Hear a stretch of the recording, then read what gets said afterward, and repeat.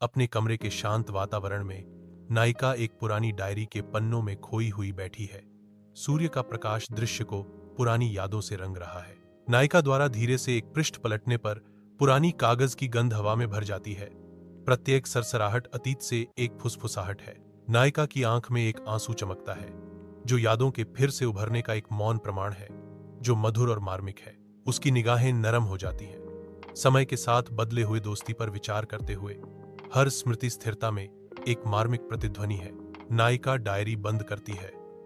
उसके विचार इस बात पर टिके हुए हैं कि समय की लहरें सबसे प्यारे बंधनों को भी कैसे नया आकार देती हैं। एक लापरवाह दोपहर की सुनहरी रोशनी में नहाते हुए नायिका और उसकी सहेली खुले आसमान के नीचे हंसी साझा करते हैं। उनकी आवाजें पत्तियों की हल्की सरसराहट के साथ घुल मिल जाती हैं, भविष्य के कैनवास पर सपनों को चित्रित करती हैं। सूर्य का प्रकाश पेड़ों के बीच नाचता है, जो उनके बीच चमकते अटूट बंधन को दर्शाता है।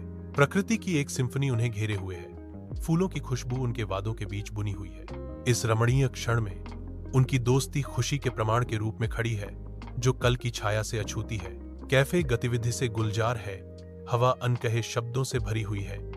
एक ऐसी जगह जो कभी जीवंत थी, अब अनकहे विभाजनों की चुप्पी से गूंज रही है। कैफे की हंसमुख खड़खड़ाहट के बीच नायिका और उसकी सहेली के बीच एक स्पष्ट दूरी है, जो अलग अलग रास्तों की एक स्पष्ट याद दिलाती है। शिष्ट अभिवादन का आदान प्रदान होता है।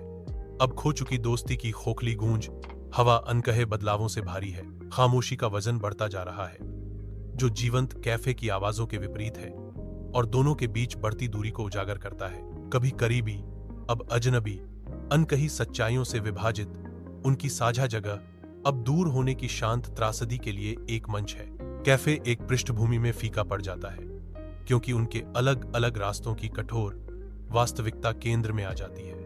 एक अंतिम अलविदा चुप्पी में फुसफुसाया जाता है।